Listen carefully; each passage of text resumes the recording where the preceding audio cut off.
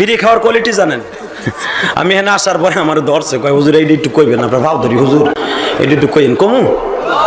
এটা হলো সুখ টান, কোনো দুঃখ নাই। আর একটা আছে দুঃখ টান, সেটা হলো প্রেমে স্যাক খাইছে, বৌরতের মার খাইছে, নাহলে ব্যবসায় লস খাইছে। এই দোকানের সামনে যে জিমায়ার বিড়ি টানে,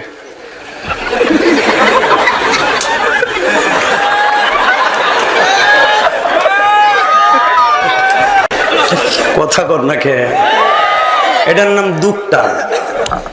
আর একটা আছে টুক টান, এইটা হলো কলেজের পোলাপান টানে, মুরব্বিকে ডরে, হাতের মধ্যে বিড়ি এমনে ধরে, ধরে এমনে টানে, চোরের মতো চায়, কেউ আবার দেয়নি মুরব্বিরে। কথা কন না কেন? এখন কোন টানটা সুন্নাত? কোনটা কি সুন্নাত? আসতে কইেন না, দুটোটা সুন্নাত। এ মুসলমান ভাইরা, একটা টানে যখন সুন্নাত না, এটা খাওয়া জায়েজ আছে?